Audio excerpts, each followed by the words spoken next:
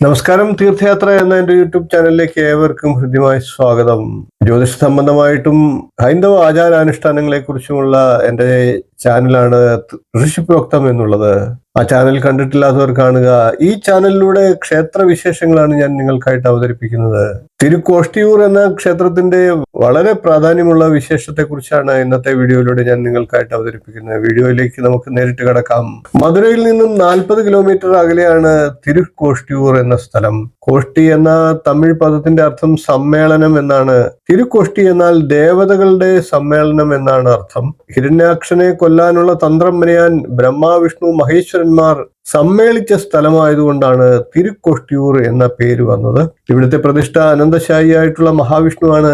ക്ഷേത്ര ഗോപുരത്തിലെ ശില്പങ്ങളുടെ കൂട്ടത്തിൽ പ്രധാനമായും തിളങ്ങി നിൽക്കുന്നത് ഹിരണ്യനെ മടിയിലിരുത്തി വധിക്കുന്ന നരസിംഹമൂർത്തിയാണ്. ഗോപുരത്തിന്റെ മുകളിൽ കയറി ശില്പവേലകൾ കണ്ടാസ്വദിക്കാൻ അനുവാദം ലഭിക്കുന്ന ഒരേ ഒരു ക്ഷേത്രമാണിത്.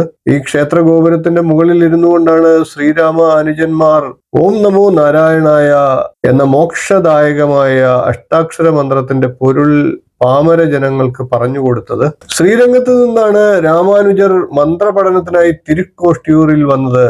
മഹാപണ്ഡിതനായ തിരുക്കോഷ്ടി നമ്പികളുടെ അടുത്തു നിന്നാണ് രാമാനുജർ ദിവ്യ മന്ത്രങ്ങളൊക്കെ പഠിച്ചത്. വേറെ ആർക്കും പറഞ്ഞു കൊടുക്കരുത് എന്ന് നിർദ്ദേശിച്ചിട്ടാണ് നമ്പികൾ എല്ലാം ഓതിക്കൊടുക്കുന്നത്.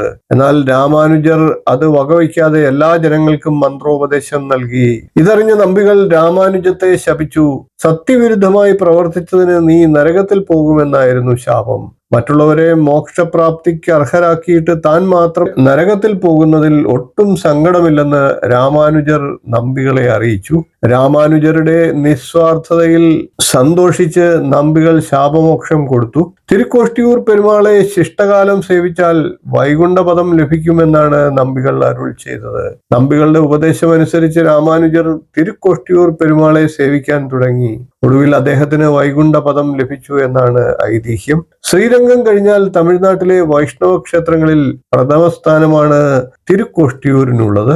ഈ ക്ഷേത്രത്തിന്റെ പ്രാധാന്യം എല്ലാവർക്കും മനസ്സിലായി കാണുമെന്ന് വിശ്വസിക്കുന്നു. നമുക്ക് എപ്പോഴെങ്കിലും ഭഗവാൻ തിരുക്കോഷ്ടിയൂർ നാഥനെ ദർശിച്ച് നേരിട്ടുള്ള ക്ഷേത്രത്തിന്റെ വിശേഷങ്ങൾ പങ്കുവയ്ക്കാം.